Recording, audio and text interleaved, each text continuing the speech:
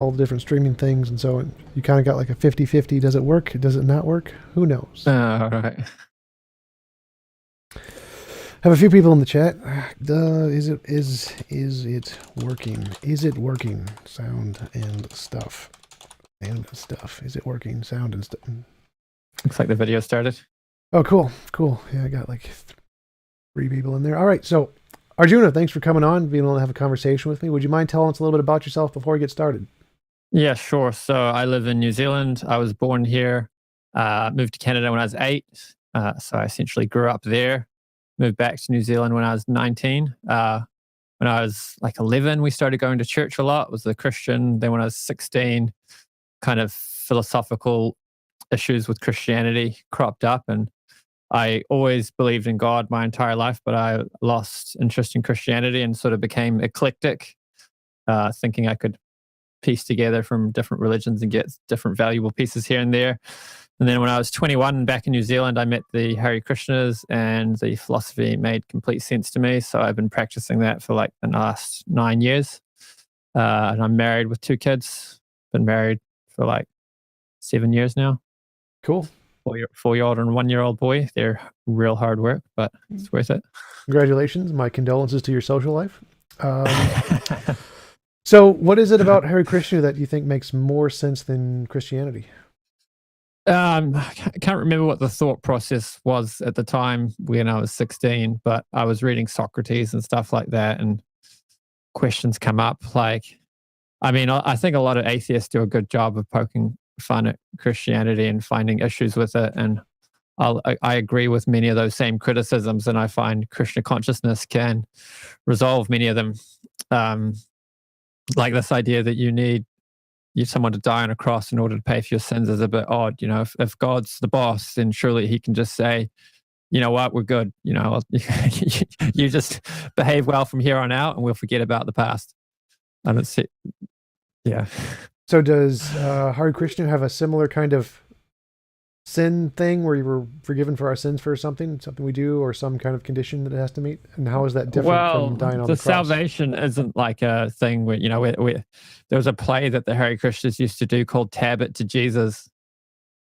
So, you know, whatever sins you did, you just like, oh, just charge Jesus for that one. And this idea is kind of incoherent to us because, you know, it's we see like the kind of salvation that is offered by Krishna and Bhagavad Gita. It's nothing like sectarian religion, and it's not like bureaucratic. It's like you could compare it to like the success principles of having a healthy marriage. You know, like you could, yeah, like at the end of Krishna gives all these instructions, and then at the end he's like, you know, I've told you everything. Now you decide what you want to do. And you know, you could go to a counselor, and they could be like, it could be something similar, like, you know, I've told you all these ways you can fix your marriage. Now you decide what you want to do. Like you're ultimately the one that's going to suffer based on what you do and what you don't do. So there's kind of, it's almost like yoga psychology. Like there's just laws about the way the world works, and you can position yourself in such a way that you elevate yourself or you can degrade yourself. And it's not sectarian. Anyone who's following those principles, even if they don't believe in God, will be elevating. And if they get elevated enough, then they'll come to be aware of God's existence and come closer to him. How is that different from Christianity? Because Christianity makes similar claims that if you just pray hard enough or whatever, pray genuinely enough, you'll get to know God in some way. And if we like just look at different societies in the world, the Hare Krishnas don't seem to be like the richest or the smartest or the most enlightened. There seems to be lots of other groups we could measure on any criteria that seem to be doing better than Hare Krishna. So what is the reasoning to believe that the laws handed down by Hare Krishna are actually true, as opposed to just like Christianity just made up? Can you say the first part again? Sorry. Yeah, so it seems like the laws that you mentioned in the Bhagavad Gita, where it gives us to like live your life this way. If you live the correct way, you'll get to know God. You said something like that. If you like live in the correct way, I don't remember your exact phrasing, but the same thing seems to apply to Christianity. If you pray to Jesus and you open your heart to God, blah blah blah blah blah. Right. So, I mean, that made me think of one thing that I thought of when I was hearing you on the empathetic atheist, and it's something I've thought about a bit, which is there's this idea in a lot of religious groups about sort of, we call it prosperity doctrine or prosperity gospel, that if you're religious, it means you'll be materially successful, or God will fix your material problems, and you can measure somebody's God consciousness by their bank account and their health. And would you agree that's a common idea among religious people? Not really. It's kind of a fringe movement under Christianity. The prosperity gospel is seen as a joke by most Christians, but even if we, I think it's actually the fastest growing though. Like if you look at Hillsong, they pack out a stadium every week. Well, maybe not at well, I the mean, moment. so do Mormons, and I don't really consider Mormons to be fast growing. I mean, I think the fastest growing religion is Falun Gong right now, but I mean, of the Christians, the fastest growing are the ones that say, join our church and you'll be rich. I don't think so. I'm pretty sure the fastest growing is the leftist, left leaning part of the church that accepts homosexuality. That's the fastest growing branch of Christianity right now. People are leaving the right side of Protestant and Catholicism who reject homosexuality and other kinds of things they see as debaucherous, and then the left side, which accepts them as not wholly immoral, is actually the one that's growing the most, from my understanding. But that's beside the point. So, but yeah, anyway, my initial point is that, yeah. But my initial point is that even if we get rid of the prosperity gospel, I don't care about the material wealth side. I just care about any measurable effect. It seems like if you say that living your life a certain way is going to have some kind of a beneficial effect, like getting to know God or something, we should be able to see some kind of a difference. Otherwise, why should we believe that it's actually doing anything? Like, what is? Yeah. So the difference you see, like it's measured with social science. I'm not super expert in all the research behind it, but they do find that people who are religious are happier, healthier, and live longer. And like there's one verse in the Bhagavatam, which is one of our core scriptures, that says, for one who's advancing in God consciousness, it compares it to having a meal. So when someone's engaged in eating a healthy meal, three things happen simultaneously. They experience pleasure, their hunger goes away, and they get nourishment, they get energy. So in a similar way, someone who's advancing in God consciousness, they become detached from the material world. I think that's a pretty universal idea that if someone's religious, they shouldn't be like trying to keep up with the Joneses excessively, maxing out all their credit cards so they can get a fancier car. And, that there should be some detachment from these sort of worldly things, as they'll be getting their happiness somewhere else. They get a kind of bliss, a special kind of bliss. It's called, what's the word in the bhakti. They experience devotion for God, and they get a direct perception of the Supreme Personality of Godhead. And of course, we can't test that one, unfortunately. That's not testable. You can't test that one, no. But the other ones you mentioned, we can test, like all the different benefits. Those are all measured based on societal impact. So if you're in a group that is religious and you happen to share the religion, then there is a benefit. But the opposite is the case if you're in a group that is non-religious. If, for example, in secular countries, if you're a part of the religion, you don't see the same benefits. And you actually see the benefits if you share whatever ideology they have. So, for example, if you're in Iceland, Sweden, Denmark, whatever. Actually, Iceland, I think, is majority Christian. But any of the other countries, as long as you're a liberal, you have all of those benefits. But if you're a Republican, no, people hate you. So you don't get those benefits. So it seems like, based on all the social science studies, those benefits are simply agreeing with or sharing the ideology of the community. And if you do that, then you gain all of the emotional benefits, and has nothing to do with the actual belief itself. It's just as long as you mix in with the community and you can share a social life, though the social life is what gives you those benefits, not necessarily the belief system. So it seems like, based on social science, it's not actually religious belief that does that. It's just social acceptance. The exception to that would be hermits. So if you find someone who they're happy in a group of people, and if you put them completely on their own, they've still got the same kind of happiness. Sure. But there's definitely examples like that too in the secular community, like Stoics, who say you shouldn't get attached to the material world and you should just be accepting of the way things are. And there's several others. I don't really know them off the top of my head, but I know a few friends who do, who are kind of obsessed with it, ironically. But there's lots of those examples even in secular communities that praise detachment from material things and have comfort in solitude. So I will also say that wouldn't be unique among religious people either. I tried having this discussion with Aaron Ra, and he just wouldn't have this kind of conversation. You're a liar. Evolution. Yeah. Oh, I don't think he's the best on the philosophy front. Yeah, he's a really good rhetorician. So it's nice to actually be having a conversation about this stuff. Yeah, for sure. I mean, I do think it's a fair point to say that that kind of inner satisfaction could just be a result of being accepted by a community.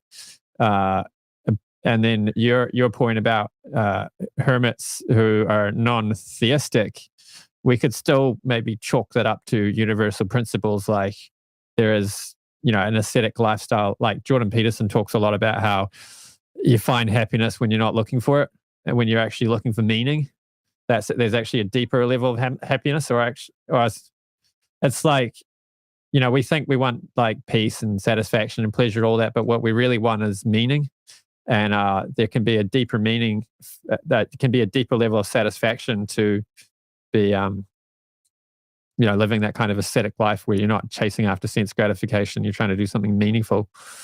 One point that's raised in our theology a lot is service. So the spirit soul is eternally serving. Even if we don't want to be doing service, we still end up doing service. You want to make money, you have to go and work for an employer, and you end up serving other people to pay your bills. No matter what you do, you're serving somebody. Not really. I mean, I don't know who the casinos are serving. They're mostly not serving people. They're more like this. They're taking people's money. They're serving people's desire to go and have a fun time with a dopamine rush at the casino. Yeah. Well, you mentioned that, I forget what you said right. What was it you said right before that?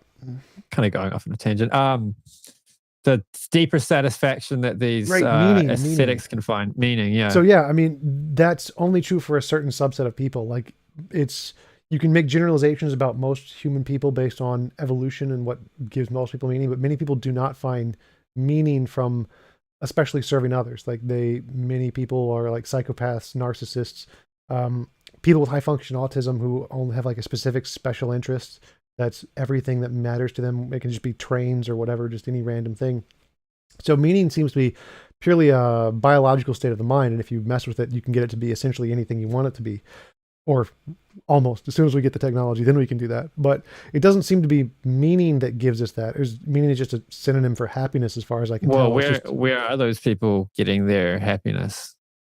Anything. Like you can literally get it from anything. So some people are obsessed with cars, some people are obsessed with trains, some people are obsessed with helping others, and some people are obsessed with self-gratification, some sex, some money, some who only get satisfaction from material things and not human interaction.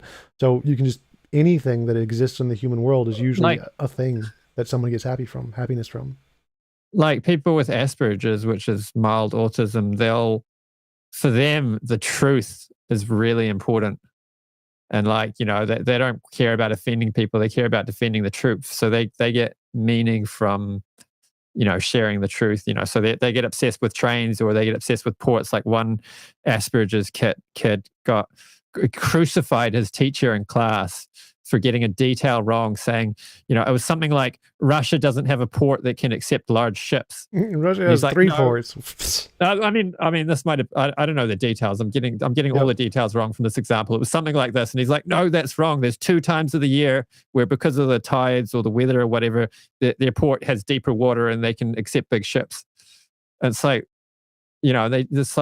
they had this fury that the teacher could possibly be standing in front of the classroom teaching and you have a detail wrong, like how irresponsible it is to call yourself a teacher and get something wrong like that. It's just this tiny little detail. Like it doesn't really matter. But for somebody with Asperger's, it's like, no, getting the truth right is really important. So, well, it's not necessarily the truth. It's just whatever your special interest is. So many people with Asperger's have special interests that are not true, like UFOs, Bigfoot, Loch Ness Monster. Like your special interest can be anything true or false, even religion, Christianity or whatever.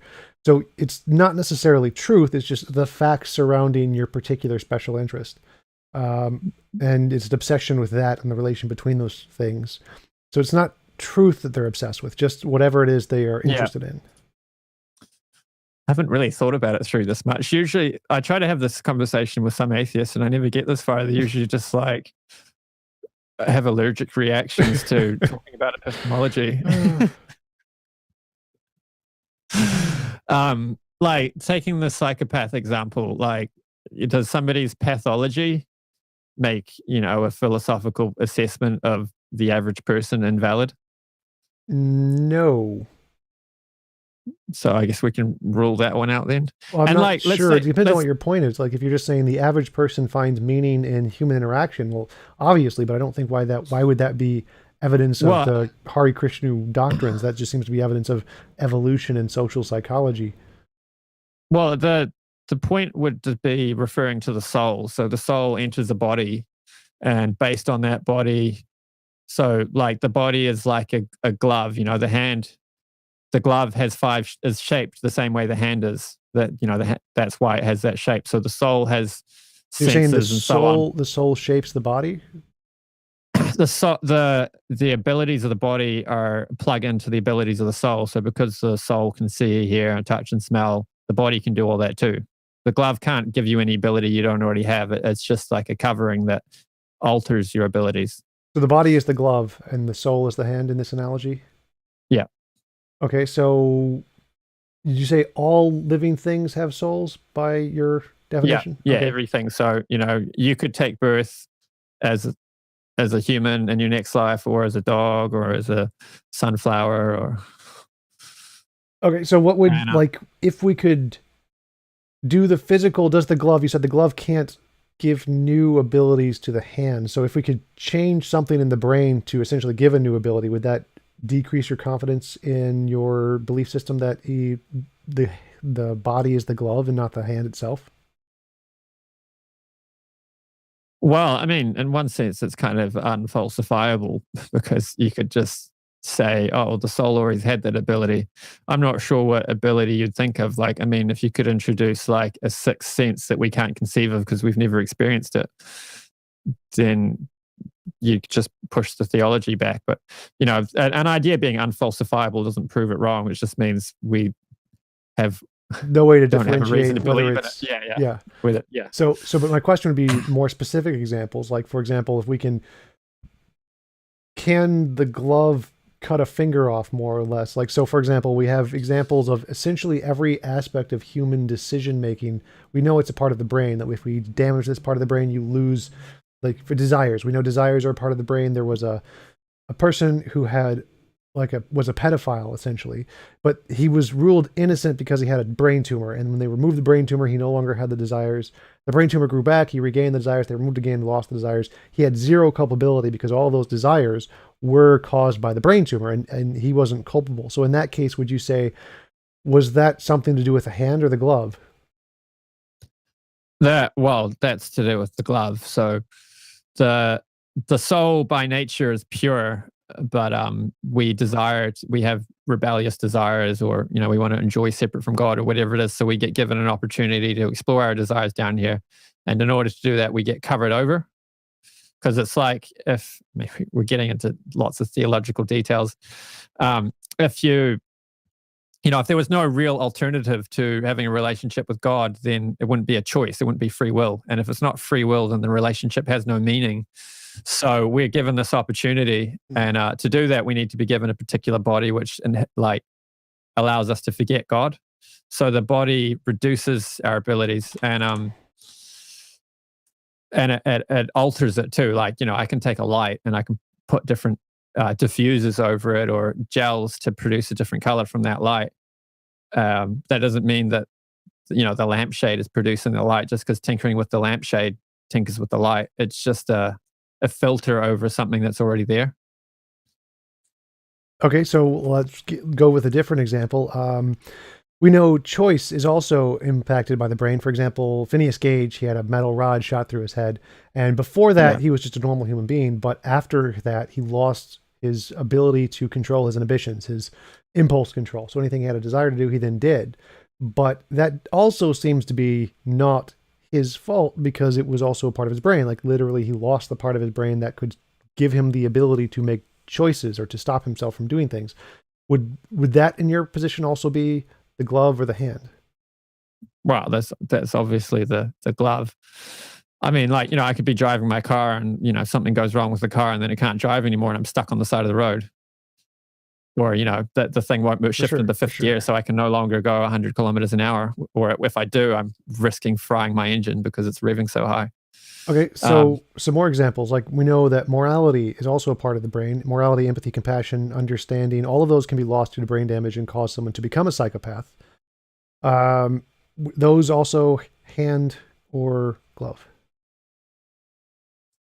well, like anything that can be manipulated by tinkering with the brain would be glove. Well, this is kind of my point, is that I don't know of anything that can't. Like every single example, motivation, ambition, goals, all of those can be shut off. We have examples. Emotions can be shut off. You lose the ability to make any decision at all. Religious belief can be shut off or added on, like in epilepsy. We know that if the corpus callosum is damaged, you can actually have two independent personalities grow in the brain, one that's just religious, one that's an atheist. I don't know. How does that work in your worldview? Is that, which one are those, both the glove? I mean, you're giving lots of bizarre examples here. So we have this idea of karma. So based on what people have done in previous lives, and in this life, they get karma, and that karma it's severe bad karma to have a problem with your brain, because that really messes your life up. Oh, So sure, but you would I just would, say I'm leading these people into, have bad karma. well, I'm leading into something more specific here. It seems that every single one of our emotions, desires, proclivities, motivations, religious beliefs is all determined by the brain. So it's not just like, for example, taking a psychopath who is born a psychopath, we see them as being, well, they have free will, like you mentioned earlier. So they're culpable for their actions. But really, as soon as we gain enough technological advancement in the field of neurology, we're going to discover a cure for psychopathy where we can give them a pill and then they will regain their empathetic emotions and be able to say, oh, wow, I can't believe I did all those things. And I was so selfish and evil and I didn't, and it was so evil of me to do those things. And they realized how it was wrong, which means it wasn't actually their fault. There was no free will there. They're a victim of their psychology equally as much as the brain tumor guy. Like they have no responsibility at all for any of those things. So as far as I can tell, there isn't any part of the brain that isn't just a part of the brain. So it seems like that, given your example of this distinction between the glove and the hand, it's all just the glove. I don't see anywhere that there is this separate hand thing there. Again, we're going to come to the unfalsifiable problem here, but it's demonstrating a mechanism which achieves a particular result isn't proof that that mechanism doesn't have a teleology behind it, that there's no reason why it's there based on karma or free will or the intention of God. So all these mechanisms, like people say, "Oh, we've done away." I think what you're getting at is probably a similar argument to the idea that we've done away with the idea that there's any God controlling the weather with atmospheric physics. Would you agree?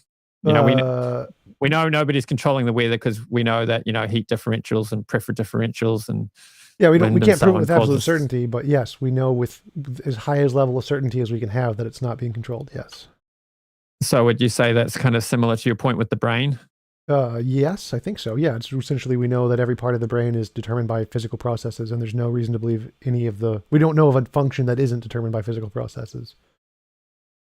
Um, I mean, I've not come up to these objections you're raising before, which is to your credit.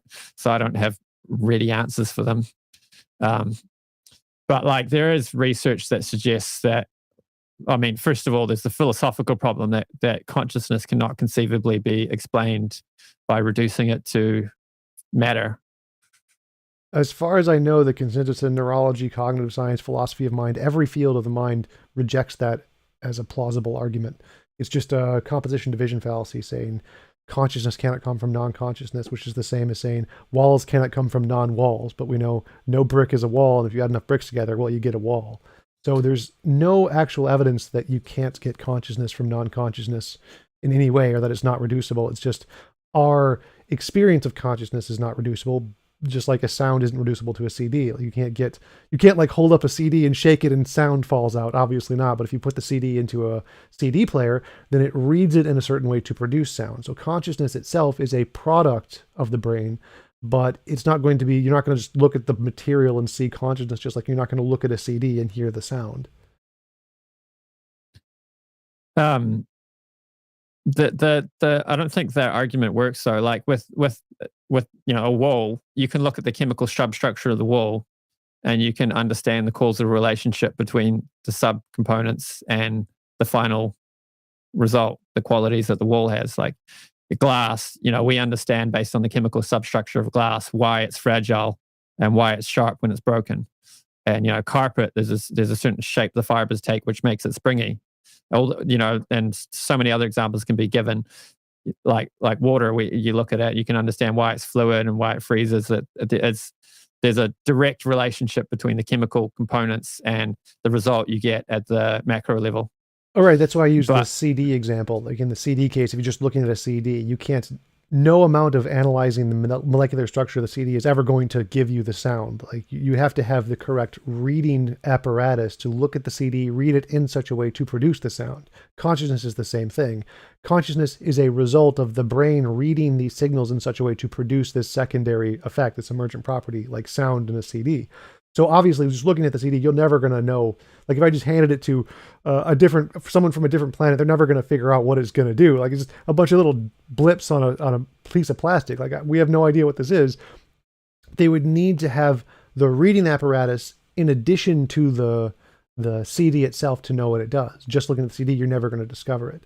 So the same thing would apply to the brain. It's the reason we can't know exactly how it does that is because we don't have the reading apparatus yet. We don't know how the brain works to such a degree that it can realize what the conscious brain is doing. But we are definitely getting closer. Like, for example, recent studies on brains, we've been able to show monkeys like images of things, kill them, cut their brain open, and put their brain on a radioactive sheet of paper, and we see the image that they are looking at. So we are getting closer, and we can predict what people are going to choose before they choose it. So, for example, looking at an fMRI, we can see someone's brain, say pick A or B or whatever, and the neurologist can be, well, he's going to pick B and get it right with a reasonable level of success and know what they're going to pick just by looking at the brain before the person knows what they're going to pick. So it seems like we are actually being able to do exactly that, where we are reducing consciousness to the physical so we can actually see what it's doing, even though we can't, again, it's like a CD, we can't read it exactly yet.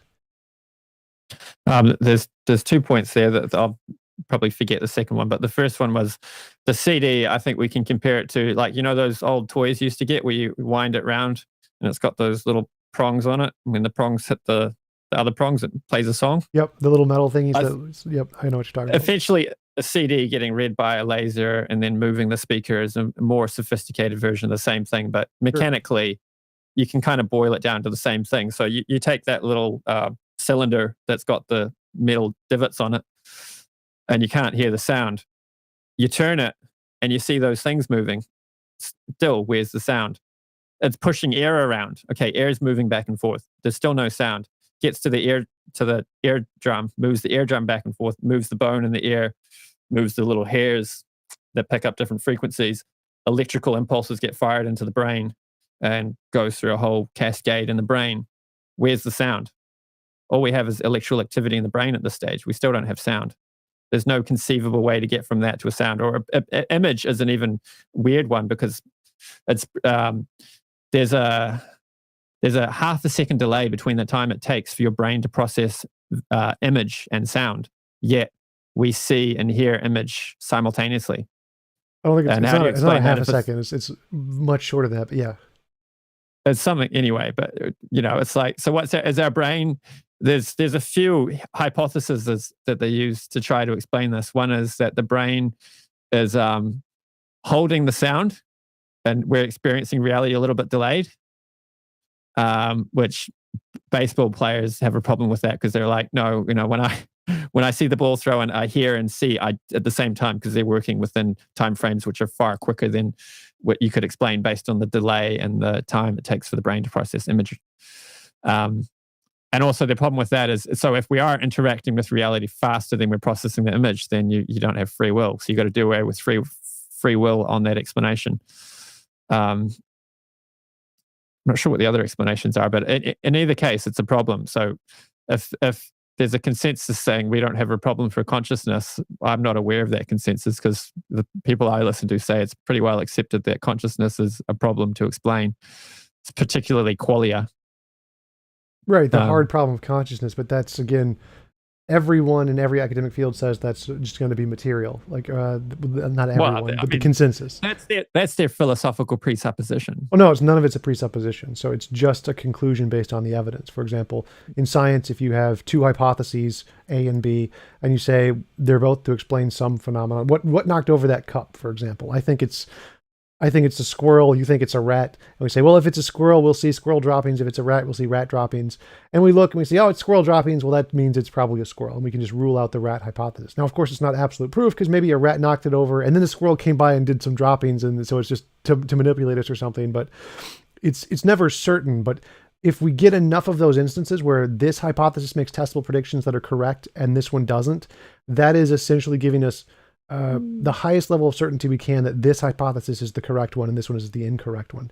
And in neurology, the materialistic one has always given us correct predictions, whereas the dualistic and idealistic one has never given us any, as far as we know. So the consensus in every academic field is that, yeah, the materialist one is right because it gives us the testable predictions, which are correct every single time. But the idealist one has never done so. So there's no difference between that and leprechauns or the Christian God or Jesus rising from the dead. It's just another hypothesis in someone's imagination, but has no actual evidence to support it. Whereas the materialistic one has lots and lots of evidence to support it. I listened to one of the talks you gave, or one of the other discussions you had, and I took some notes. And it kind of relates to this. So one point about the prediction thing is you can only make a testable prediction if the data isn't all already in, right? Yeah. Like, when they predicted the cosmic microwave background radiation. Sure, but I don't think it hadn't been discovered yet, so that they didn't know it existed and they predicted it, which added to the theory. But if we already knew all that existed, then it wouldn't be like, oh, they made a prediction and they were right. It would just be they have an explanation that best fits the data. Right, but I don't think anything ever has. We don't have all the data on any topic ever, so I don't know. Well, yeah, obviously. Well, we could have the relevant data for, the theistic ideas. Like, I mean, like what new data would come in relevant to the soul existing or God existing? Anything, novel testable predictions. So it's literally anything we don't know. If you could predict it, that counts as evidence. So, for example, if there is a God or something and I can pray to the God and the God will make a gold brick materialize in front of me, poof, it materializes, that would be good evidence of the God. So it's literally any novel testable prediction of anything we don't know. It doesn't need to be specifically relevant to the soul. You're not one of those God could come down from the sky and proclaim his existence and I still wouldn't believe it. I just think I was hallucinating. If it was predicted beforehand, then I would believe it. If it wasn't predicted, then it would be just a phenomenon we're trying to explain. So it's about the What if it was just HARP and they were just using some fancy technology to make a hologram in the sky? Well, that's kind of like my example earlier of what knocked over the cup, was it the squirrel or the rat? Like, well, all of the testable predictions indicate squirrel, but we can't prove it with absolute certainty. Maybe it was a rat that knocked it over and the squirrel just came by and left droppings. So there's always, in science, we don't have absolute certainty, but we do have reasonable levels of certainty, like significant levels of certainty. So if, for example, you predicted that Hare Krishna was going to come down from the sky and give gold bricks to everybody, and it happened, then I'd be like, yep, that's evidence of your hypothesis. You got it right. No one else predicted it. You are correct, and we don't have anything. So, right. But if, for example, it just happened randomly that some being came down from the sky and gave everyone gold bricks, then it wouldn't be reasonable to conclude your hypothesis because that would just be post hoc. So if you can predict it beforehand, regardless of what it is, that's evidence of your hypothesis. Same as science. There's a few things predicted in the Bhagavatam. They predicted that the people of this age would be slow, short-minded, and always disturbed. Well, they got Trump right. Anyway. Well, actually, I think one thing I did want to mention is that Hinduism has the most accurate cosmological dates of any religion, saying the Earth was about 4 billion years old, one of the dreams of Brahman. Like, that's the most accurate. Yeah, it does fit quite well, yeah. We don't have any problem with... We have a problem with evolution, but I think that the evidence behind evolution is spurious, so that's not a problem for us. But you might disagree. I have to grant that Hinduism's 4 billion year prediction, that's pretty good. That's a good testable prediction. You have some evidence. I can't be like, no, that counts. You're better than Christianity. Like, okay, 4 billion years, pretty accurate. I'm impressed. I've got to do some more research on it, but I mentioned this when I was on Aaron Ra's YouTube channel that the Surya Siddhanta has accurate descriptions of the solar system too. It mentions the orbits of the planets to within 0.3% accuracy. Yeah, that would be pretty good if you could confirm that. I don't think it's true. I've studied it a little bit. I don't think that's confirmed, but if you could, that would be good. Yeah. And they like, there was in like the 1800s or something, there was one astronomer who was visiting India because he wanted to witness the solar eclipse that he had predicted. Yeah. Or something like that. And he found this Indian astrologer who could predict the solar eclipse by pushing shells around on a beach. So like the modern mathematical description of the orbit of Mars is 15 pages of digits. That's a lot of precision. Yeah, that would definitely count as evidence for sure. That's ridiculous. Whereas the Vedic idea is not so accurate. They only get it to 0.3% accuracy, but they have what's called bija values, which is, like you do measurements every 100 or so years and you insert these values into the equations, and that makes it accurate enough for you to do your astrology. And so they were getting accurate predictions, but the amazing thing is they'd simplified it. So the ability to simplify an equation shows a deep understanding of it. The fact that this guy could push shells around on a beach and do the equations shows a high level of sophistication. Yeah, I mean, I'd count that as a novel testable prediction. If you can say, here is my mathematical calculation of what's occurring, and you can get it right, that's a novel testable prediction. I think he froze. He froze there a little bit. Yeah, I don't know if it was me or you. Anyway, and maybe I'll produce a video on it. I think it's worth doing. Yeah, definitely. I would count that as evidence. If you can calculate the movement of the stars or whatever, just using whatever your ideology is and get it right, that's a novel testable prediction. That means if I can predict how this is going to occur in the future, which we don't know yet, and you get it right, that's great evidence. How do you spell Hare Krishna? Hare? You want me to put it in the chat? They're arguing about it in the live chat. So. There it is. It's Hare. I'm on my other YouTube channel. Hang on. So HareKrishna. Is that correct? Yeah, there we go. I'll write it from that. Yeah. Now I'm promoting both my YouTube channels in the chat. Nice. Harry, like Harry Potter. Like a big rabbit. Like a big hare, yeah. There was this one guy who found a Bhagavad Gita in the bushes or something, and he like read the whole thing, was totally convinced, started chanting Hare Krishna, Krishna, Krishna, Hare Rama, Rama, Rama, Hare. Harry Christians. So I mean, if those examples pan out, then yeah, I would count that as evidence. I don't think they will. I've researched it quite a bit. I mean, the 4 billion years is pretty accurate. I count that as decent. That's decent. Yeah. But other than that, I see nothing else has been verified. We can park that one for another day. For sure. Coming back to the original point where we got off on this tangent from, I was talking about how the qualities of the soul, and I was going to make the argument based on the soul having certain qualities that a psychopath or somebody with severe autism is not necessarily exhibiting their natural state. They're in a body which is giving them a conditioned nature, which is unnatural, and that causes them to take pleasure in unusual ways. I mean, like you can take a body as a pig and then you enjoy eating stool. We find that pretty weird. So how do you tell the difference between it acting as the way it should in its natural state as opposed to an unnatural state? Which ones are the natural state? Which ones are the unnatural states? Well, I mean, I think mild Asperger's is probably just like a neurological type, like most creative geniuses like Einstein and Nikola Tesla were probably Asperger's. And I mean, like if we just compare the vast majority of humanity, why are they considered the natural state as opposed to the people with high functioning autism? Why aren't they considered the natural state? Why is the natural state? Well, I mean, kind of comes down to a version of idealism or something where there's like a natural state, like the soul has a nature and it enters this body and becomes covered over and takes on a different state. So there's like an original existence, which is the nature of the soul. And I mean, like even in this body, people are born with a particular psychophysical nature. And if, like somebody has a nature for fixing things and they're working in a childhood daycare, right, looking after children, they might be going mad because it's a very different thing looking after children than, fixing electronics or, doing engineering work. And vice versa, if someone has a nature for working with people and caring for people and they're working with machines all day, they'll go mad. So there's a variety of neurological types, and there's a similar thing for the soul, that the soul has a certain nature and it gets happiness in certain ways. And when we're like, one analogy that we often use for it is if you have a car and you don't put petrol in it, or you put petrol in it, you get nice mag wheels, you put neon lights on it, you paint it, polish it, put a nice stereo system in it, but you don't feed the driver, then the driver's not going to be happy.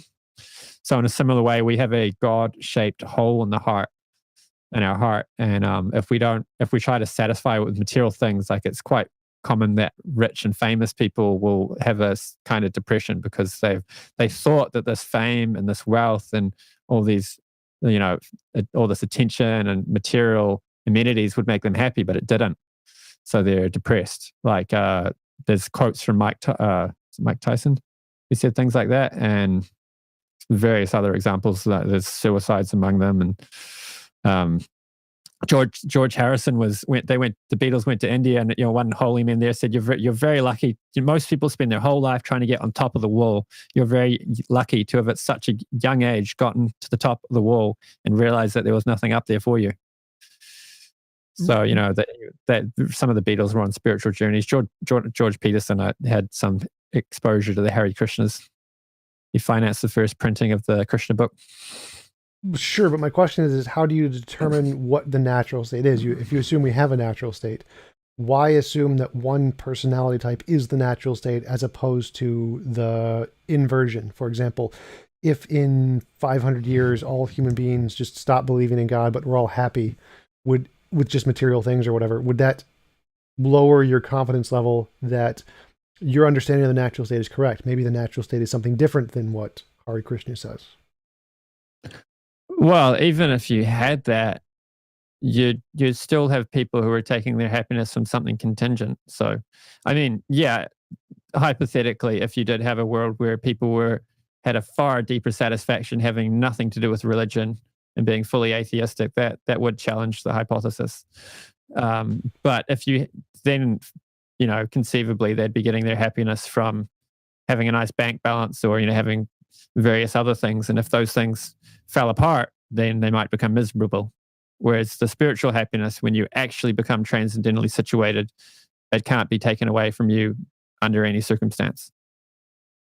Well, I mean, I agree that if you believe in an imaginary friend or whatever, and as long as you don't stop believing in the imaginary friend, then obviously you're going to remain happy. And so since it's not contingent on something in the world which you have no control over, and it's purely based on something in your imagination, obviously you would be able to remain happy for your entire life in those circumstances because it's inner peace or whatever. It's literally something inside of yourself that makes you happy. Yeah. Whereas opposed to if it's contingent on something in the world, well, then obviously if it changes, then that would be... Okay, go ask Mummy. Sorry? Is she outside or in the garage? Or just call out to her. Sorry. That's all right. My 4-year-old. That's all right. He's hungry and he doesn't know where Mummy is. Yeah, continue. Yeah, so I would agree with you that if your source of happiness comes from within your mind, something you imagine, then whatever that thing you imagine is, as long as you're able to imagine it, you will be happy. Regardless of whether it's a contingent thing or some kind of necessary being in some kind. So if it's a real God or an imaginary friend, either way, it's still going to make you happy because it's something you have control over, as opposed to money or whatever, which you don't have control over and it can change at any time.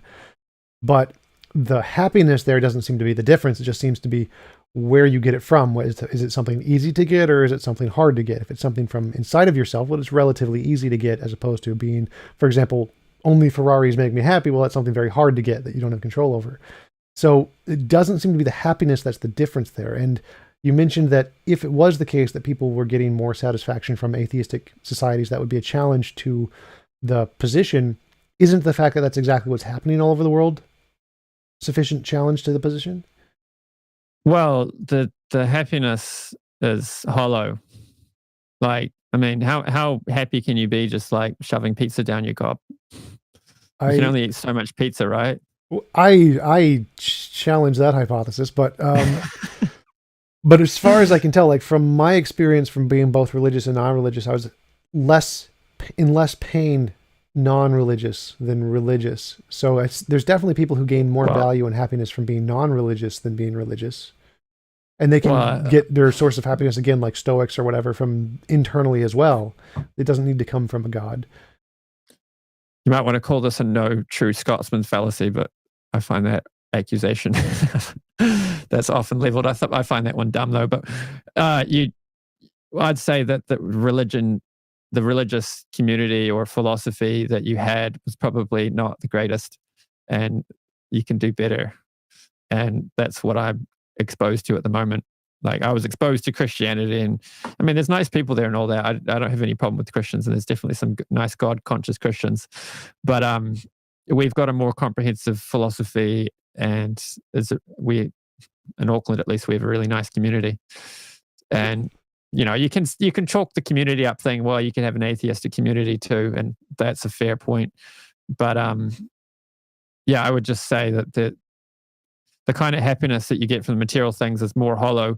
It's like, I mean, the proof is to some extent personal. Like, how much can you say, hold up some? I mean, like, picture it. Find a really happy materialist, and then a really happy spiritualist, and it's like, well, which one's more happy? It's like, how do you measure it? Like, exactly. That's kind of my question. Is that it seems like you're asserting, well, the religious one is happier, and I'm like, how do you come to that conclusion exactly? Like, how did you measure this? I mean, one point I like to argue for my theological case is that we have an epistemic faculty. We have an ability to perceive truth, and there's virtue epistemology along with that. So it's contingent on our level of consciousness. Just like, for understanding mathematical proofs, you need to have a minimum level of mathematical acumen. So for perceiving truths about reality, you need to have an elevation of consciousness just sufficient to be able to perceive that. So people who are really degraded in consciousness, they don't see the value in not causing suffering to other people. If it makes me happy, then I don't care who suffers. Whereas when you become a little more elevated, you realize actually it's a good thing to make other people happy while making myself happy. And, if my happiness is someone else's suffering, then it's not actually my happiness. That sucks. Right, I would agree with all of that, but I think the humanists agree with you on that, even without a god. So I still don't see your connection. I mean, I'm saying there's different levels. So I'm giving an example of something that everybody agrees to. Well, and then I'm saying it's conceivable based on this that at a even higher level of consciousness, you perceive the truth of Krishna consciousness. Well, again, so I'd say, how do you measure this? How do you see which one is higher and which one is not higher? Because it seems like it's totally, this is my belief system, so I think this one is higher, kind of a thing. But I can just say the opposite. To some extent, it's self-evident. Like, you presumably you have dreams when you sleep at night, right? Yep, usually and nightmares. Sometimes you might think that the dream is real. So how do you know that your waking life is real and the dream is just a dream? Novel testable predictions. Oh, well, your novel testable predictions could just be features of the dream. Right, we don't have absolute certainty, but it's the same thing as the squirrel and the rat before. If it makes novel testable predictions, that's evidence for the hypothesis you are correct. And so if one of them... it's an internally consistent idea. And it maps onto your experiences. Right. I'm not sure. So we need some way to differentiate imagination from reality. Is any hypothesis real or is it imaginary? And the way we do that is we say there's some difference between my imagination and what I'm experiencing. For example, I can't lift my TV up with my imagination, no matter how hard I try. I'd love to use the force, but no force powers. So if I have some kind of explanation of what's going on in reality, then if it predicts something I don't know yet in the future, it's pretty good evidence that that explanation is about reality and not about my imagination. So if I can make novel testable predictions, that's pretty good evidence that what I'm predicting is reality, since I can't control it with my mind. Conceivably, you could have a dream, and in your dream, you could make predictions and they come true. Sure, and conceivably we could be in the Matrix, but conceivability isn't actual evidence. It's the testable predictions is. That's where we can... Well, my solution to this problem is self-evident proof, so that our experience of this world and of other people, the quality of that experience cannot reasonably be explained any other way than that this material world is real and other people are conscious just like me. So you don't think we could be in the Matrix? I think that we have an epistemic faculty that can cut through that. And I mean, the Vedic idea is that we are, and this reality is a kind of simulation.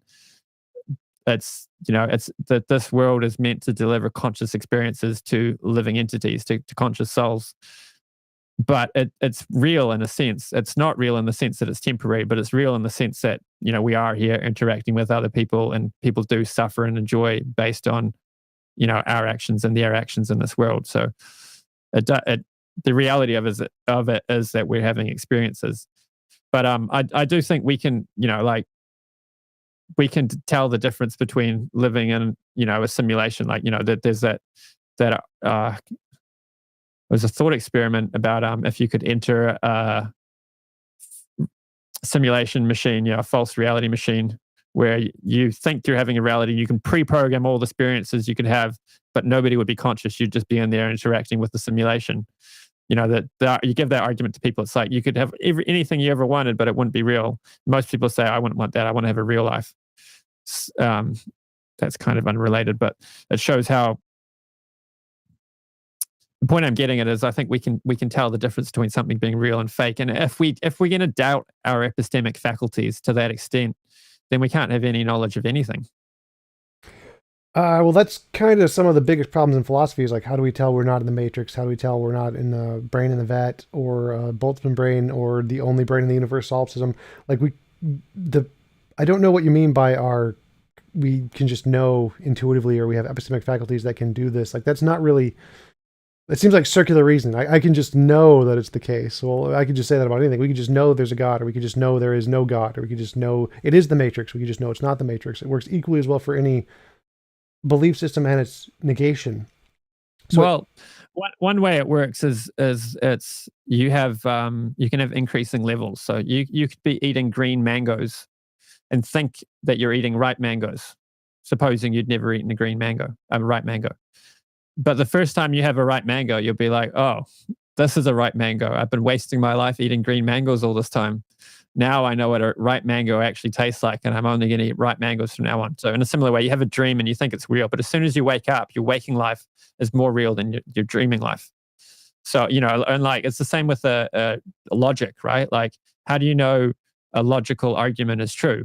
It's self-evident that the relationship between the premises and the conclusion, when you comprehend the logic, is self-evident.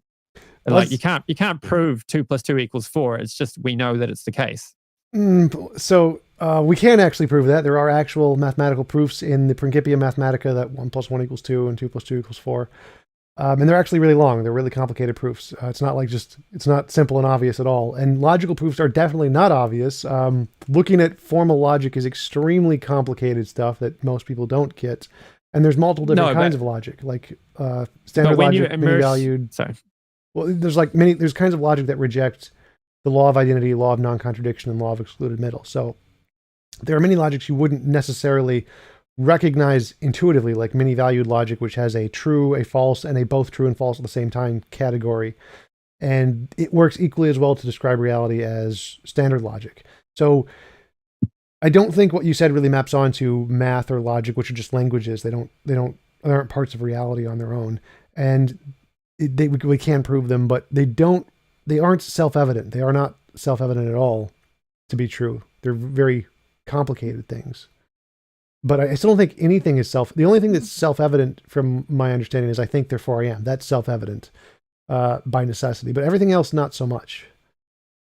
Well, if it's not self-evident, then all it is internally consistent, and it fits with our experiences. Sure. It fits the data. Sure. That's all you have then. Sure. I don't see a problem with that. So then we can apply that same epistemology to theism. So if I have a theological explanation which is internally consistent and consistent with my experience of reality, what's the problem? Can it make testable predictions? What? Oh, it's just one thing is if just the fact that it's consistent isn't good enough, because infinitely many different hypotheses are all internally consistent and can all explain the data. What knocked over the cup? A squirrel, the wind, a meteorite, invisible aliens, magic leprechauns, a god, with the wind, somebody bumped the table. There's infinitely many ways to explain what knocked over the cup, which is true of every single phenomenon ever all combined together. There's always going to be infinitely many things. Maybe the universe was created by a leprechaun, 2 leprechauns, 3 leprechauns, whatever. It's called the problem of underdetermination in science. There's always infinitely many ways to explain everything, anything and everything, and they can all explain the data, and they all fit the data. So how do we tell the difference between the two? And that's why we need the novel testable predictions, because if one of the hypotheses can predict the future, that sets it apart from the rest, because every one of them can predict the past, every one of them can explain the past and the present, but only a select few can predict the future. And that's why we have good reason to believe those are true, as opposed to the ones that are just internally consistent and can explain the data. I mean, regarding the prediction thing, how do I made that point about how, the data could already be in the relevant data. So, like, I mean, with regard to theism, it's conceivable that the proof of God's existence might not be something we find in a test tube or under a microscope or in a telescope. It could be something we find in our conscious experience of the world and our interactions with the world and other people, which is something that the data is available to all people every day. Like when I was little and we did Easter egg hunts, my mum would hide the Easter eggs right out in the open, and we'd be looking under the couch and all sorts of weird places, and it'd just be sitting on the coffee table and we wouldn't find it. So it could be that the data is already available, therefore there's no predictions to be made. We just need to look at what's the best explanation for the data we already have. And I can argue that theism is the best explanation. I don't understand, because we obviously don't know everything. So there's obviously something you could make a testable prediction about, but I don't know how we could have all of the data. I don't know how that would even be possible. I mean, the data that is has relevance to the hypothesis. I mean, like one prediction would be, that the religious practice works on consciousness. So following the religious practice given in Bhagavad Gita should give a particular result. And if you made a similar practice that had nothing to do with the religion, that was atheistic or whatever, it shouldn't give the same result. So chanting Hare Krishna repeatedly should give a certain benefit, and chanting Coca-Cola repeatedly shouldn't give that same benefit. Sure, yeah, that would definitely work. We just have to find a replacement that would have the same. It would have to make a prediction outside of the social sciences prediction about cultural relevance. So, for example, if you are Hindu and you chant Hare Krishna, obviously that would likely have some kind of dopamine effect. Just like if you're Christian and chant Jesus, it's going to have a dopamine effect. You see people in churches all the time where some pastor just waves his hand and everybody falls down because they have this shock of dopamine that they didn't expect. But it seems like if it was like just somebody who had no connection to Hare Krishna or no knowledge at all, and they said it and got some change or some demonstrable result, that would be good evidence for sure. Yeah. I think someone has done a study like that. I'll look into it. What you'd want to do is give people a word that sounded like a Sanskrit word, but wasn't actually Sanskrit, so that people couldn't tell the difference. Yeah, that would be good. Although a lot of people probably know Hare Krishna is a bona fide mantra, but you could probably give them something that they equally think is bona fide. I bet I could find someone who has no idea who that is in 5 minutes just walking down the street. Yeah. So another thing I wanted to bring up was free will. You mentioned free will. Now, the consensus is there is no such thing as free will in most fields. Free will seems to be impossible. Like anything you do is either going to be determined by reasons, in which case the reason you did it was what caused the choice, not any kind of free will. Or it was done for no reason, like it was just, you had no reason to do it, it's just I picked it at random or something. And randomly doesn't seem to be free will. So it seems like the only two options you have are it's done for reasons, in which case it's determined, or it's done for no reason, in which case it's random. And neither of those seem to be free will. So how would you respond to that? How do you incorporate free will into your worldview? I've listened to Stephen M. Barr's audiobook. He talks about this a bit in there. What's his name? Ancient Physics and Modern Faith. Stephen M. Barr. Usually when I quote him to atheists, they're like, that guy, what are you doing quoting that guy? He's nonsense. I'm like, I'm just giving him credit for the idea. I'm not quoting him as an authority. Jeez. Yeah, where are you quoting that guy? He's such a terrible guy. I have no idea who he is. I don't understand why so many people use ad hominem arguments. But yeah, so based on listening to him, I got the idea that free will is it's neither random nor determined. It's a third category. And that's one definition you could give for free will. The other common definition is the ability to have done otherwise. Right. And so I'm asking, That's how is that possible? So from my perspective, if it's a third category, how do you get that third category? Because I'm like, as you mentioned, logic earlier, it's either P or not P. So P is done for reasons, not P is not done for reasons or done for no reasons. so the causal relationship between the soul and how it exercises free will over our actions in this world is desiring. So we desire some things and we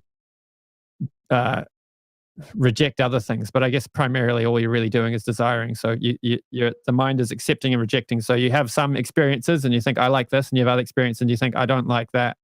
And it can get more subtle. So as far as obviously the deterministic hypothesis lacks evidence. Like, you can't prove it. The only way to prove it would be able to, study everything about a person's brain and the world they're interacting with, and then with 100% accuracy predict, or with a high level of accuracy, predict the actions they take in the world. And, you can't do that. Like, even with the case where somebody has a brain tumor which causes them to, go around killing. It's like, the brain tumor explains the violent behavior, but the brain tumor doesn't. The tumor doesn't explain why they picked that weapon and killed those people. There's a lot that's still open to question about why it happened in precisely that way. So what level of accuracy would you need? So for example, we can already do that. We can just look at an fMRI, know what the person's going to pick before they pick it, with 5 seconds ahead, with reasonable high levels of accuracy. And we just discovered this technology, fMRI technology, within the past decade. So we already have. But can you do that and know what they're going to pick in 30 years? Once we get to a high enough level of accuracy, yeah. I guess.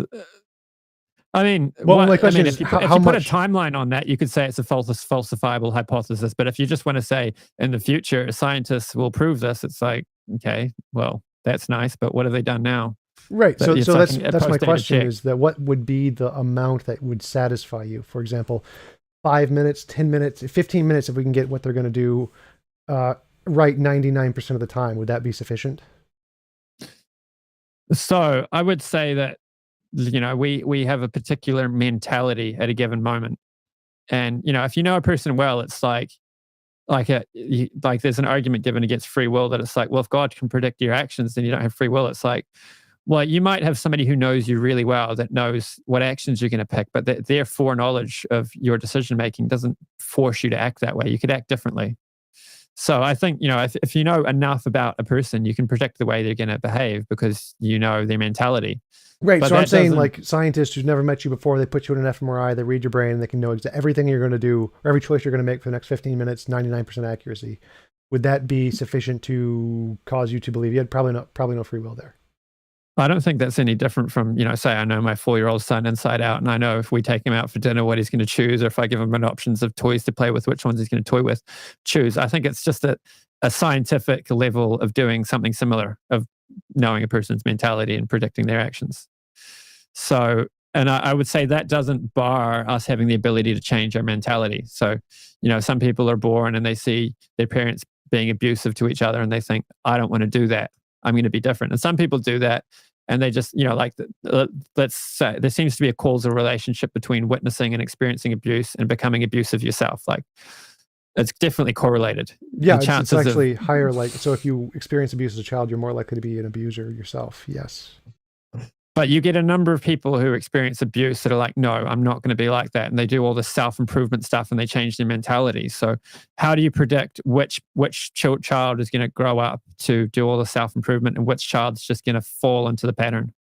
Certain kinds of genes that have certain kinds of connections neurologically. There's actually one recently I've been studying related to depression, where there's a specific kind of a gene that if you have it as a child, if you experience negative things, they become exponentially negative emotion. They have an exponential growth of how negative they are for you. Whereas if you don't have this gene, then it's just a standard rate of 1, 2, 3, 4, 5, whatever. I forget what it's called, additional, whatever. So if you have this gene, then having repeat negative He disconnected. No. I lost you for a sec. Anyway, I Yeah. heard you and the chances of having repeat.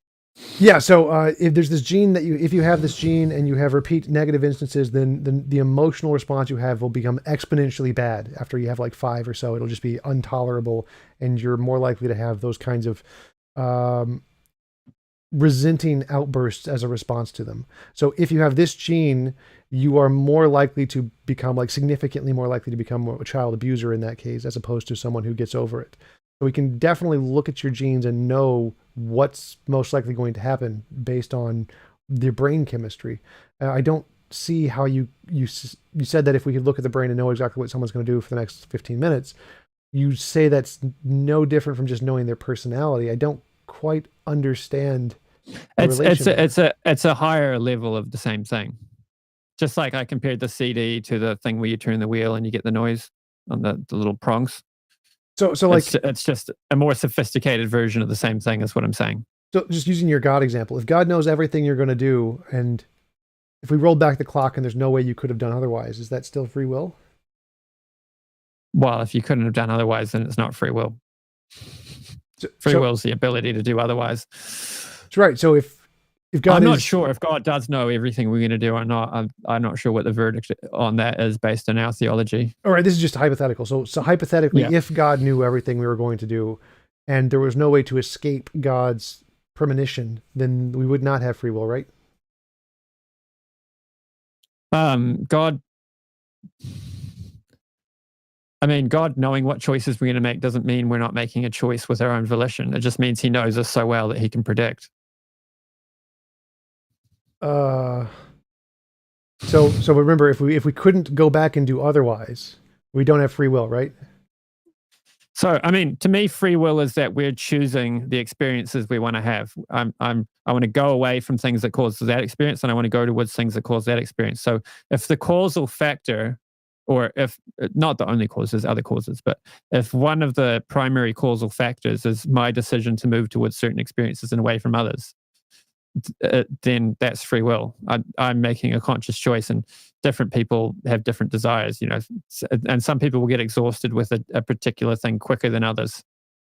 Right. So I like chocolate ice cream. You like vanilla ice cream. We go to the ice cream store. I buy chocolate. You buy vanilla. I mean, obviously, but going based off of the other definition, the definition of being able to do otherwise. So if we roll back the clock just infinitely many times, God knows the choice we're going to make every single time. It's the same choice. That would mean we don't have free will, right?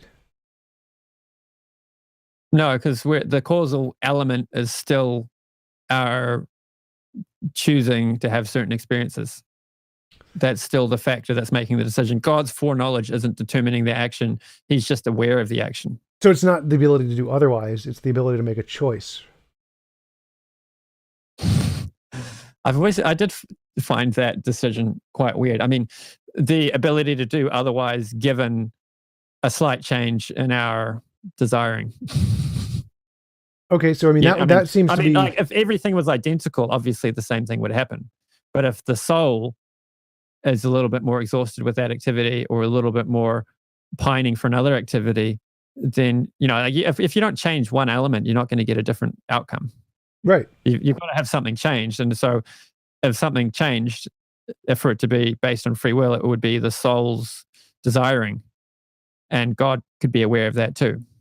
Right. I'd say that would be exactly consistent with determinism. What we say is that your actions are determined by your brain state, and if you wanted to change it, you'd have to change some feature of your brain state. Your desire would just be a neurochemical response. But yeah, essentially the same thing. So I think that's called compatibilism, is what that position is. Well, that takes agency away, right? Yes. Well, you have the illusion of agency. Right. So in neurology, we consider your free will to be just simply your brain state, whereas in your case, you believe it's a soul thing. But based on the definition you gave, I don't think that would qualify as free will, like the libertarian free will that Christians like to think of, that you could have done otherwise. That seems to be just you're doing what you're determined to do by either your soul's desires or by your brain's desires. And you couldn't have really done otherwise because it's determined by those desires. I think using the word determinism here is a bit out of place, because you're applying determinism to the soul choosing. So if the soul makes a free will conscious decision, you're now calling that determinism. Well, you said the soul's choice was based on its desires, right? And the desires are a feature of the soul. Right. So I'm saying that if your choice is determined by the desires, then it would be the same as if your choice was determined by neurons. What's the difference between those two cases? Well, one's material and one's metaphysical. What difference does that make? Well, it's like, for example, I could make a chair out of wood or glass or plastic or metal, but it's still a chair either way. So, for example, if you wanted to call this free will, if your choice is influenced by your desires, well, then couldn't I just call my choice that's influenced by my neurons equally as free as the soul version that you're espousing? Well, the neurons aren't something you have control over, and they can be tinkered with. Do I have control over my desires? Yeah.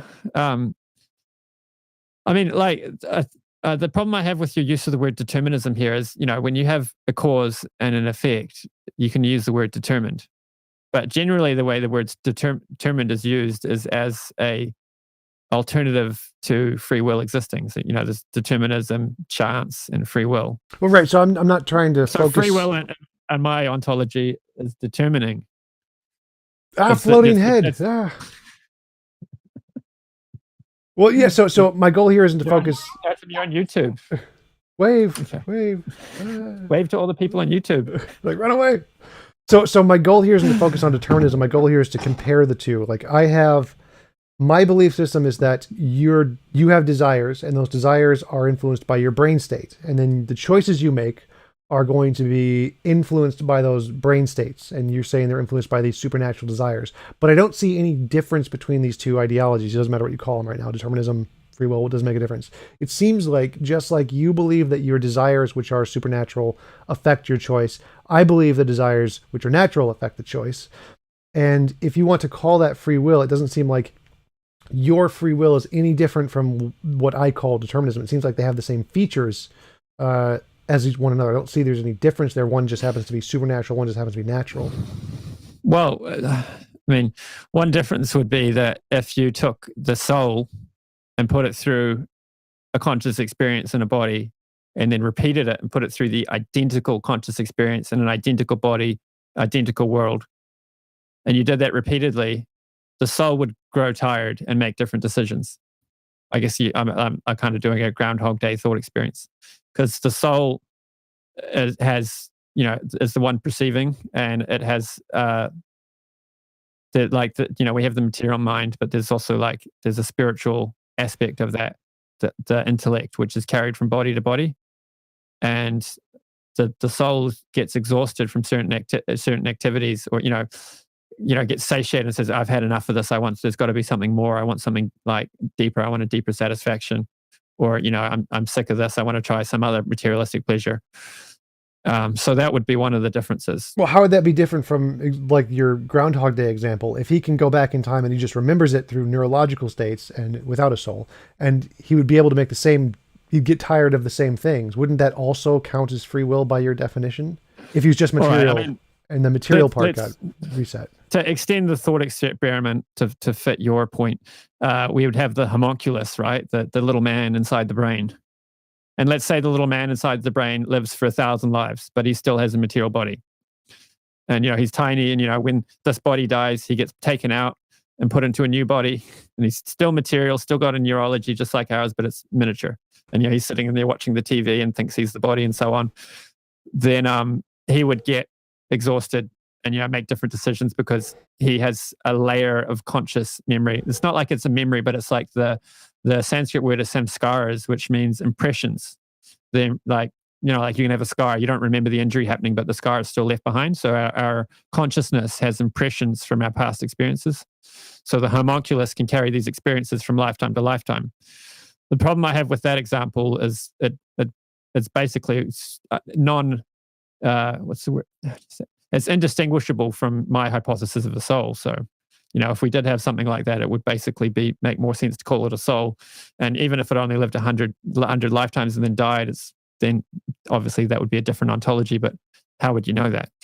Well, right. So I'm not saying the homunculus example. I'm saying just if there was just a brain and nothing else, and every time the brain went through this like iteration, just like imagine Bill Murray going through Groundhog Day, and instead of actually being able to remember everything, there was just some kind of subtle subconscious shift where there was a brain state change. You just wasn't aware of it consciously.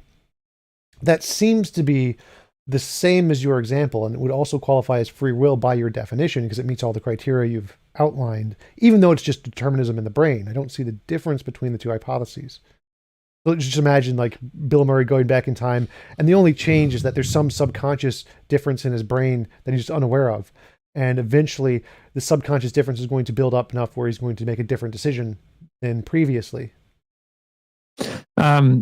I think the other problem we're having is the nature of consciousness. So when you describe, our decision-making process as being determined by the brain, you're basically giving an alternative hypothesis for the conscious experiencer. So, we're talking about the same reality, that in both cases we have a consciousness which is having the, appearing to make decisions based on desiring.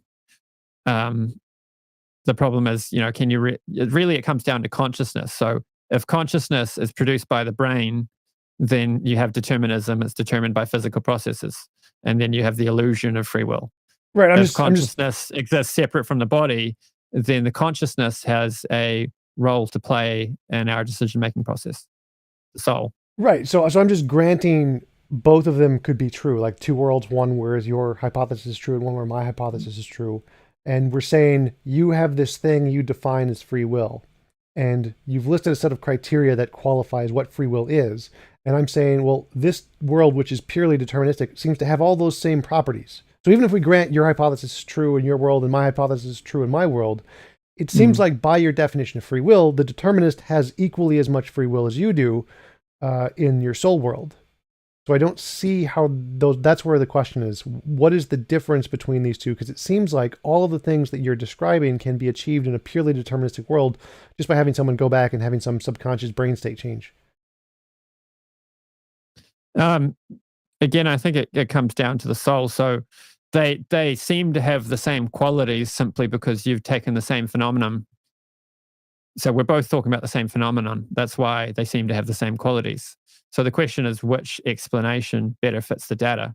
And the key thing we need to explain here is the desiring. So can you reasonably explain our conscious experience? Like I enjoy, like let's say people like going for a run, and some people that, they love physical exercise and they don't mind the suffering that comes with it, the aches and pains in the body.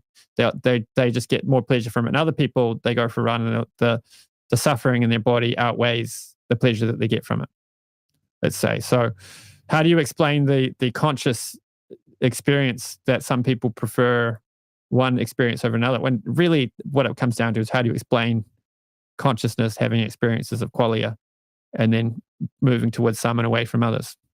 I don't think so, because my argument here is that we just grant you're right. Just say you are absolutely 100% right. Here is a universe where everything you're saying is 100% true. And we also grant I'm right. Here's a second universe where everything I'm saying is 100% true. And they have all the same properties.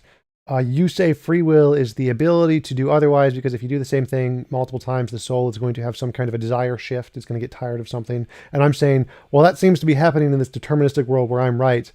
This person's going back in time and there's a subconscious shift in their brain state, and their subconscious shift is making them tired of this one thing or whatever.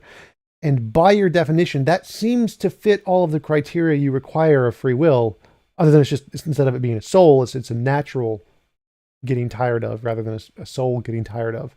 So just based on your definition of free will, it seems like that definition could be equally applied to a purely naturalistic state. That is, I think, that we would both call determined in some way.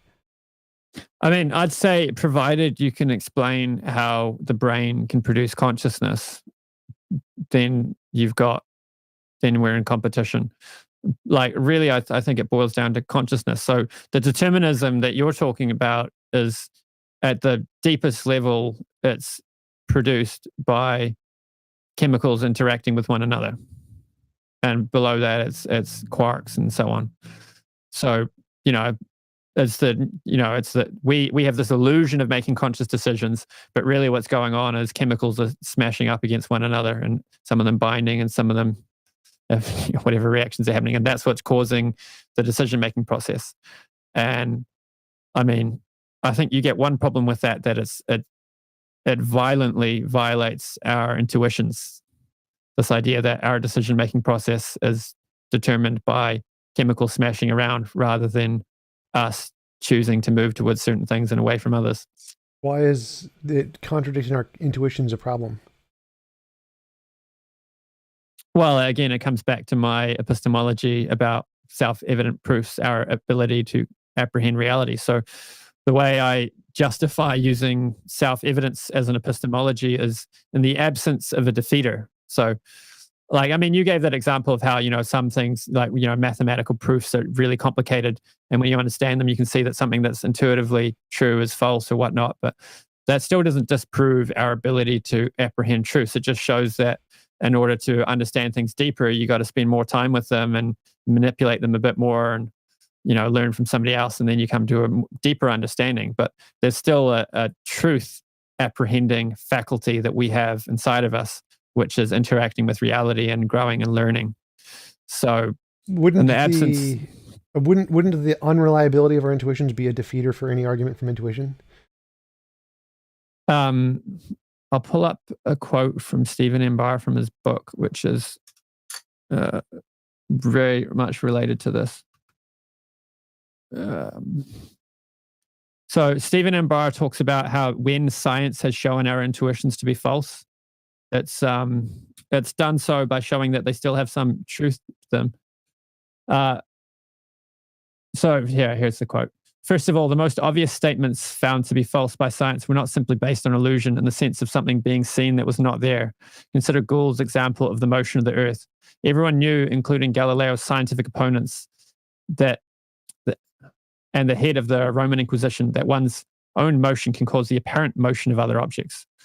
He gives a few other examples, like Newtonian physics is intuitive, but it's not that it's false. It's not that the theory of relativity proved that our intuitions about physics are false. It just proves that there are approximations that accurately describe the movement of bodies, with less precision and at lower speeds. And then you need general relativity to describe things approaching the speed of light. And he gives a third example about infinites, that the existence of the same is true of our mathematical intuitions. For example, we intuitively feel that a group of objects will have fewer things remaining in it if we take some of them away. However, it turns out that this is not always so. Specifically, it is not always so of infinite sets of objects, as was shown by the brilliant mathematician George Cantor about a century ago. But again, our intuitions about numbers was not just mistaken. It was a genuine mathematical insight. We would be wrong if we jumped to the conclusion that what was true in a familiar setting would also be true in the bizarre realm of infinite numbers, of which we have no experience in everyday life. I'm not sure I'm following your point there. So we can show intuitions are false a lot. Like, I have an intuition that this is a solid object, but we've discovered it's actually 99% empty space between the nucleus and the electrons. If you touch a metal object and a plastic object in a cold room, the metal object will feel colder because just the way your skin works, it intuitively feels as if it's colder, even though they're the exact same temperature. We intuitively see hundreds of different kinds of illusions, delusions, fallacies, biases. Every single fallacy, every single bias is a product of human bad intuition. But both of those examples would fit what Stephen M. Barr was saying, that our intuitions, so what he said it here, we would be wrong if we jumped to the conclusion that what was true in a familiar setting would be true in the bizarre realm of infinite numbers. Or well, doesn't that just mean it's false? The familiar setting, if it's true in the familiar setting, that just means it's true to our intuition. But if it means if you extrapolate too much beyond your intuition, you can be wrong. So if you look at the sun orbiting the Earth, there's the phenomenological experience of the sun orbiting the Earth. But that doesn't, if you extrapolate to that, the idea that we're stationary and the sun is the one's moving, you could be mistaken. Right. So if it's that would be a defeater for applying intuition I forget the phrasing you used, too far out or something. Well, we have an intuition that, the water bottle, like the metal thing, like the metal object is conducting more heat out of your hand when you touch it. That's why it feels colder. It is Right. making you colder. When you touch the plastic object, although it's the same temperature, it's not taking your heat away because it's an insulator. Right. So So there's a reality to that intuition. So we have a perception, an intuition of our model of reality, and that is useful to us even if it's false. For example, we can have an intuition that objects are solid even when they're not. It's just false that they're solid. Or we can have an intuition that that square has a different color on the top and the bottom, but actually they're the exact same color. They're reflecting the exact same light. Every illusion, every hallucination, every delusion, those are intuitions that we can prove are false, but they have a useful application to them. Type 1 and type 2 errors. If you hear a rustle in the bushes, you think it's a lion, you run away and you survive. If you don't think it's a lion, you get eaten by the lion. And so the people who thought it was a lion survived. And so now every time we hear a rustle in the bushes, we think it's some kind of a mind just because it's beneficial to survival, even though it's obviously false most of the time. But so we know those things are true in context of survival, but not true in the context of reality. So intuitions are useful fictions, and we can treat them as useful fictions, but they're not true. They're just false, but useful. So it's like you said before, it would be wrong to apply intuition to some higher degree than it should be. You can't extend intuition to the, I forget what the word, extreme, unusual, whatever. And when we are talking about reality itself, that would be one of the extreme, unusual things where we cannot apply intuition. Intuition is perfectly reasonable to apply to our everyday lives, to how we perceive the world, to our models of reality. But it seems like one of those cases where we definitely have defeaters for intuition is when we're trying to apply it to the fundamental nature of reality. That's where intuitions just are not applicable. It's one of those extreme, unusual things that we can't use intuition to discover. Yeah, I mean, when I say intuition, I'm not talking about like, oh, I've got a feeling, I don't trust this person, or I'm going to bet on these numbers, and I'm not talking about that kind of like the way it's colloquially used. I'm talking about an ability to apprehend truths about reality. So when I wake up from a dream and I say, oh, that was a bad dream, and now I'm back in my real life, that's kind of what I'm talking about. This ability to differentiate, one thing's more real from another. So when you eat ripe mangoes, you know that you're eating ripe mangoes, or when you eat a healthy meal, you know that that meal gave you nutrition. Well, I mean, I think all of those things fit into the same category. I don't see how those would be different from just illusions, because there could always be just a more ripe mango that we just haven't discovered yet. Or there could be another reality beyond ours that's even more real than this one. The fact that's one of my claims, actually. that there could be another reality beyond this one that when we elevate our consciousness we'll perceive. Right. So the question is that why do you think we should be able to trust that method when it may not be? We should, at any given time, we should trust our deepest perception of reality. So whatever's like most blindingly true to us at a given moment, we should trust. And one reason I like this epistemology is because it's kind of I call it a decentralized safety net against religious fanaticism. Because if everybody is at all time just working based on what they know in their heart to be true, then you're not going to get everybody drinking the Kool-Aid or jumping off bridges because their religious pastor told them to. Well, isn't that literally what that is? Is that their most deeply held beliefs are this pastor is right, so if he tells us to jump off the bridge, we jump off the bridge? Isn't that literally what you're advocating for? I think. No, I mean, I've been in a religious organization for like 10 years now, and I've seen how people can deny what they know in their heart to be true because a spiritual leader told them something. And it's like, so they it's like an intellectual conviction. So they have this intellectual conviction that, like they've decided it's like a belief. It's like the difference between belief and knowledge. So like, I know in my heart that I need to raise my kids well. So if, a religious leader tells me your kids aren't important, just focus on your spiritual life. It's like, yeah, no, I'm going to look after my kids.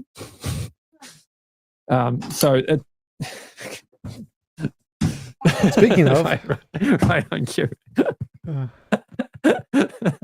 So I don't see a way to differentiate between the things we know in our heart is true and the intellectual beliefs. That seems kind of arbitrary. Like, because many people, one of the main arguments against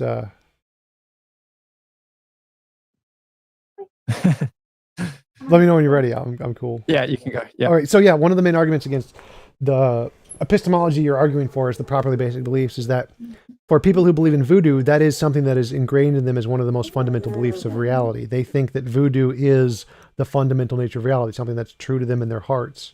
And that doesn't seem to be any fundamentally different than creationists who think the world is 6,000 years old or whatever, because it's so ingrained in their belief system. They were brought up with it as a child that it to them is one of those beliefs. So I don't see any difference between this know in your heart is true and these taught belief systems, like the pastor says do it, so do it. Those seem to be the same. Well, I mean, the difference would be, like the ripe mango analogy, like provided people don't have philosophical like biases against certain things being true, like cognitive dissonance can stop people from perceiving truth. So you can give somebody something which is obviously true, and if their cognitive dissonance is too strong, they just won't accept it. So, like say a spiritual leader tells them something, and they love this person, they believe this person's a spiritual guru, and there's a conflict between what this person's telling them and what they know in their heart. They might choose to go with one and not the other. So I would say that this cognitive dissonance can create a problem, and if you put into the ideology this idea that you should trust your heart, then cognitive dissonance is less. And I would trust people's hearts more than I would trust a scientist to tell everybody what to do or a religious leader to tell everyone what to do. I think in any case, when you get people to shut down their own internal truth compass and just listen to some authority, you're in trouble. I definitely disagree with that. I'd say that do what the scientists say is usually the best option. But how do you tell that how does that stop us from having a scientific autocracy where the scientists just become the new religious leaders and the tyrannical leaders just tell the scientists what to tell everybody? Well, that would be the same. So the goal would be we do what the scientists say because reality tells us to do so. So if it's what the scientists are saying, it should have some kind of demonstrable proof in reality, independent of opinion, which is kind of. But how do we know that the scientists are right? How do we know they're not just like the new clergy telling everybody what to believe? Because if it's a demonstrable fact that people can test in reality, then we can verify it's true independent of the scientists. But then we're using our epistemic faculties to decide who to trust. Well, we're determining which reliable demonstration of reality, and we're trusting reality. So, I mean, it's not our epistemic faculties, it's reality that we're trusting. But I had a question. I think you might be misunderstanding what I mean by epistemic faculties based on what you just said. I was going with the trust in our heart kind of a thingy. Well, I mean, it's a combination. It's not just like a feeling like, oh, this feels true. It's also like the laws of logic. Like when you hear a logical, like, you might think that you have a good logical conclusion, but just like with the ripe mango thing, when you eat a ripe mango, you know that this is a ripe mango. When you hear an issue with your logic and someone clarifies, actually, this is what the logic proves, you're missing a premise or you're missing a connection, then you're like, then you realize, oh, I was wrong before and now I'm right. And that's a self-evident perception of a truth. Yeah, I think you're trying to make a distinction that I don't really see. Like, for example, the mango one is purely emotional. It would be like just what I would see as equivalent to listening to what your heart says, essentially. And the science one would be a different faculty altogether. I don't see those as the same thing. It would be like we know enough about the brain to know that if you're making a decision, if I presented you with a logical argument, but it contradicted your deeply held worldviews, you'd reject the logic. No matter how good it is, it wouldn't make a difference. Flat earthers do that all the time. So it seems but that's a handicap to my epistemic faculties. It doesn't show that the epistemic faculties don't work. It just shows that they can not work under certain circumstances. Well, I would say this is the standard for human psychology, is that your emotionally most held beliefs are always going to supersede any logic no matter what. I think that's been proven demonstrably in psychology many, many times over. Yeah, I mean, that's cognitive dissonance. Right. I think it's just the standard in humanity. I think that is the heart, going with what your heart is cognitive dissonance. I think literally, I think those are the same thing. That's not what I mean by the word. I think we need to bring in virtue epistemology. So virtue epistemology means in order to acquire knowledge, you need to have certain virtues. So if you want to be a scientist, you need to work hard and study and listen and be open-minded and, be logical and so on. So in a similar way, there's certain qualities which can impede our ability to understand truths about reality and other qualities which accelerate it.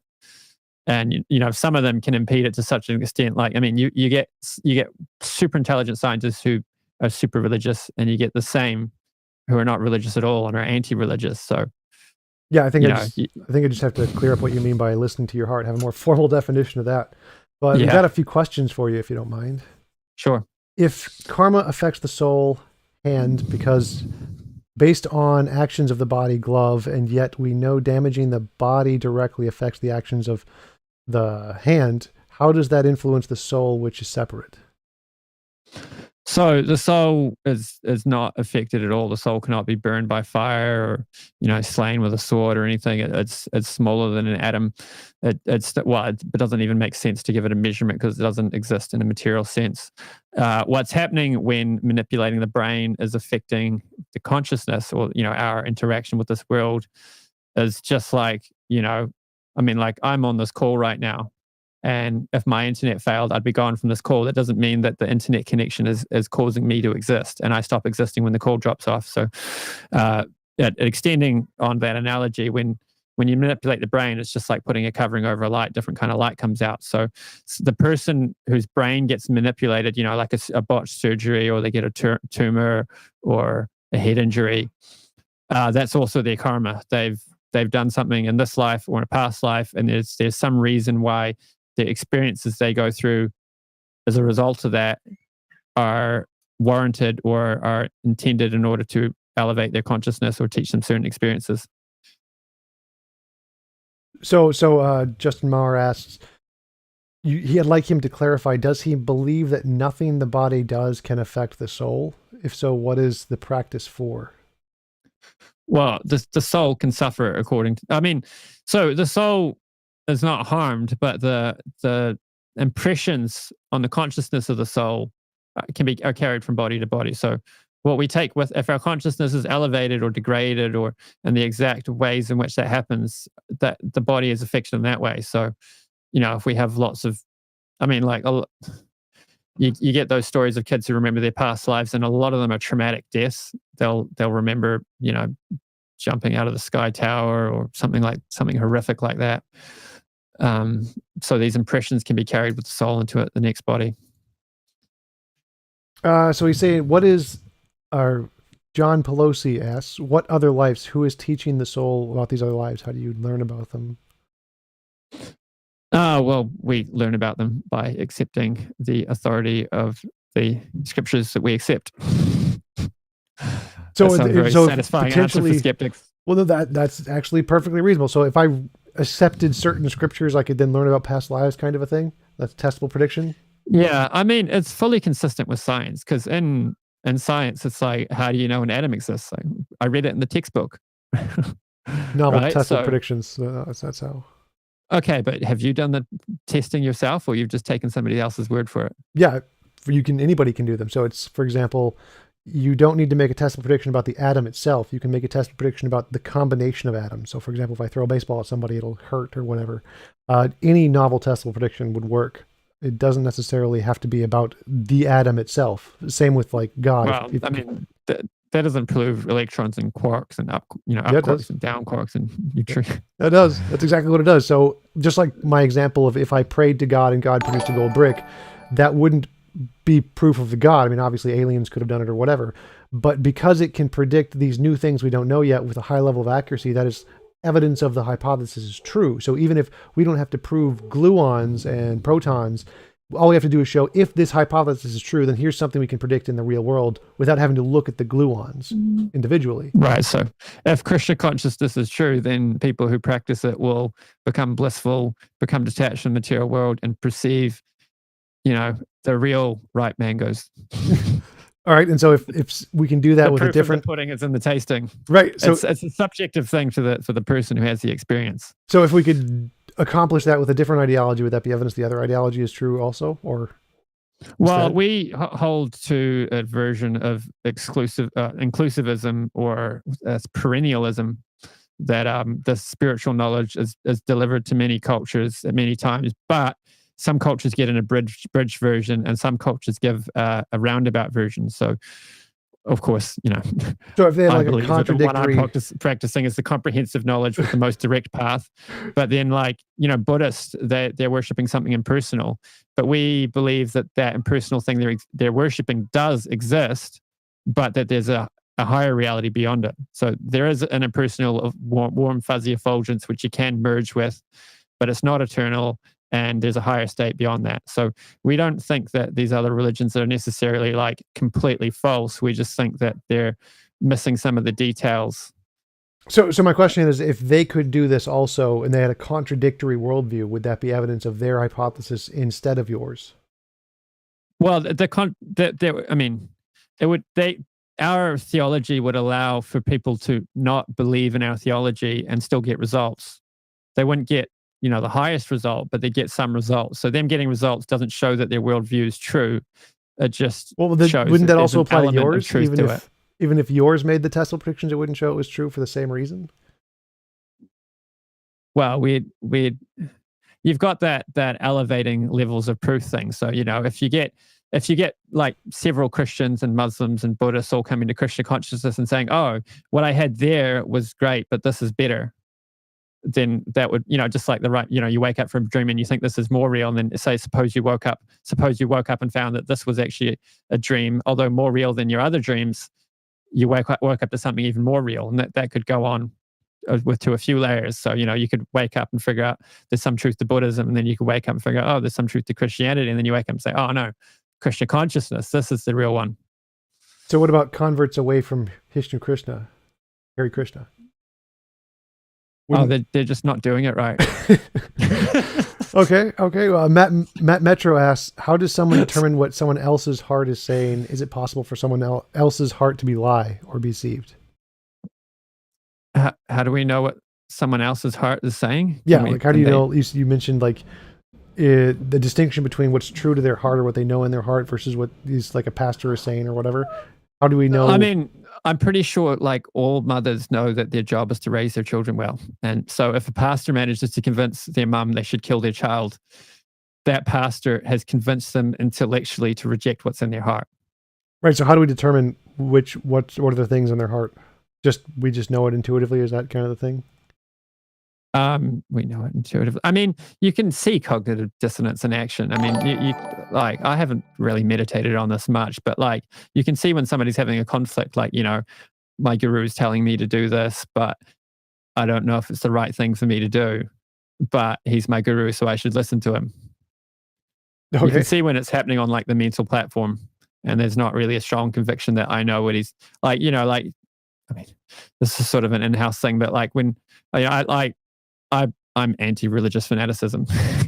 And when I see people being fanatics, I'll coach them like, like when your guru gives an instruction that is good for you, that there's a different experience. It's like, I know, like I might not want to do this, like when somebody goes to a personal trainer and they want to be a professional athlete, it's like, you're going to have to work your butt off. It's like, you don't like that instruction, but you know that it's good for you and it's true. If you want to get the result that you're being promised, you're going to have to follow what they're saying. So we can have this conviction, we can have this experience that when the guru gives an instruction, we know that he's telling us something we should follow that's ultimately for our betterment.